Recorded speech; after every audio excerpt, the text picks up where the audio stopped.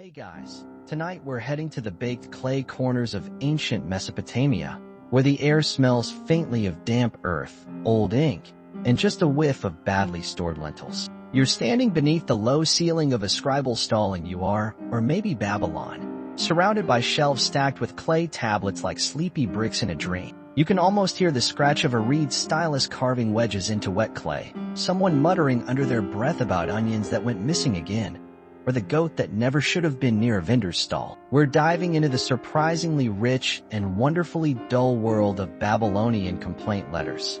Yes, real ones. These were the ancient version of customer service rants, written in cuneiform and handed off to a messenger who may or may not deliver them in a timely fashion, depending on the condition of his sandals. The good news? You probably won't survive this, in the sense that it's just interesting enough to gently collapse your brain into sleep mode without ever quite making your pulse rise. So, before you get comfortable, take a moment to like the video and subscribe, but only if you genuinely enjoy what I do here. Also, drop your location and local time in the comments.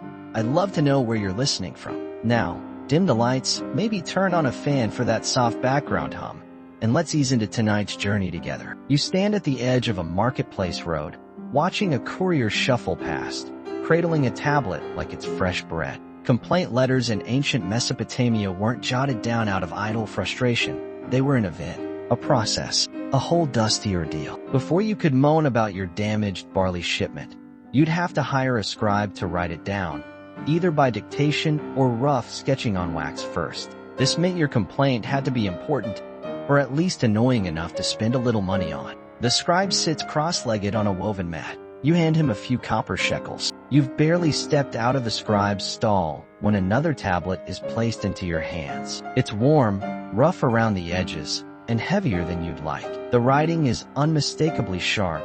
Someone was angry. You squint at the faded wedges, and yes, it's exactly what it looks like.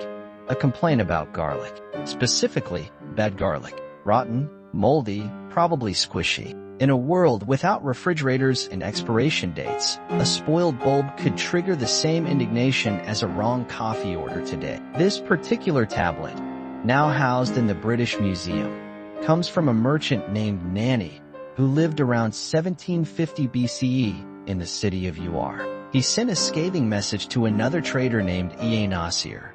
Yes, the infamous Nasir, who seems to have built his entire career on disappointing people. The letter goes something like this.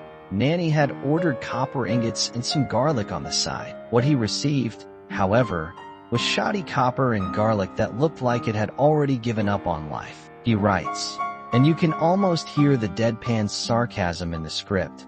When I came to you, you treated me with contempt in front of my messenger. You gave me bad copper and insulted my servant. I am sending these back to you. Take note of this. In other words, your garlic stinks, and your customer service is worse. This letter is possibly the world's oldest preserved bad review. The clay tablet is barely larger than your palm, but the fury inside it is dense. What's oddly soothing is how relatable it is. You know this guy. You've been this guy. Sure, your modern frustrations are with delayed shipping or a weird-smelling curry. But Nanny? He just wanted decent garlic. Historians still argue whether Nasir was truly a scam artist or just a man with bad luck and worse logistics. Some scholars think he might have just been caught in the middle of a supply chain mess. Bronze Age bottlenecks, if you will. Others are more suspicious. Several complaint tablets addressed to him have been on. You leave the shade of the date palm, clay tablets tucked under your arm, and wander toward the edge of the marketplace, where the sounds are slower grain sacks being dragged, dull clinks of tools.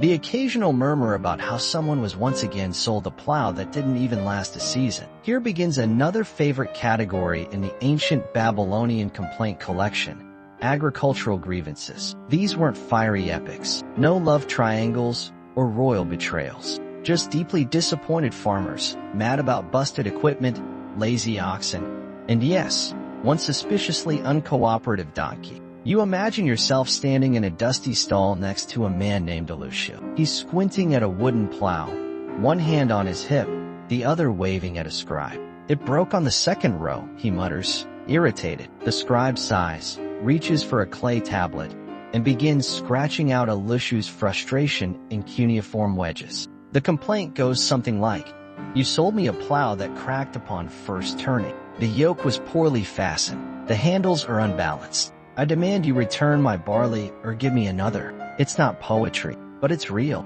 It's visceral. You can feel the farmer's ache, the ruined morning, the sinking realization that now he's behind schedule and has to argue with the town's least apologetic merchant. Historians still debate whether these complaints actually led to refunds or replacements. Some argue that the mere act of sending the complaint was enough, a kind of reputation management system. If you ignored too many angry tablets, word would get around. Others believe most disputes were handled in person first, with letters like this used only when things escalated. You pass another stall, this one stacked with animal yokes and leather harnesses. A few men are arguing about oxen, probably about whose bullock trampled whose field last week. One tablet from Lagash includes a line that reads, "Your ox was dull-eyed and refused to pull." A blunt review, sure, but you follow the scent of something earthy and faintly sour through a shaded side alley, wooden doors slightly ajar,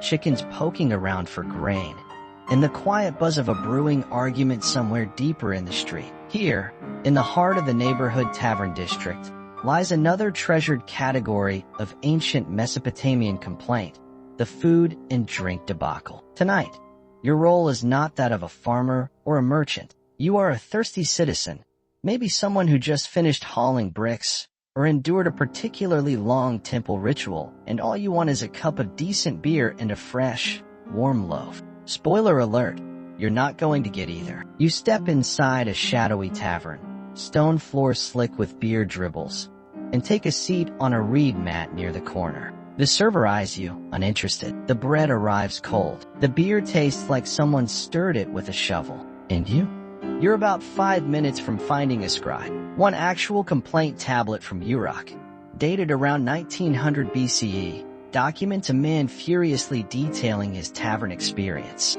He claims the tavern owner watered down the beer, served stale flatbread, and was rude to his messenger. A true trifecta of offense. And he doesn't let it go. The tablet is several paragraphs long, repeating his grievances in slightly varied phrasing, like he's hoping sheer repetition will move the gods, or at least shame the barkeep into replacing the meal. Historians still argue whether taverns in Mesopotamia were formally regulated or just tolerated. Some evidence suggests tavern owners were mostly women, often widows or priestesses, and their establishments were both social hubs and legal gray zones. They weren't just watering holes. They were rumor mills, matchmakers, and passive-aggressive performance stages. In one notable case, a patron accused a tavern owner of charging different rates for the same beer. "You charged me 6 shekels yesterday. Today, I paid 8. The measure was smaller. A pricing scandal.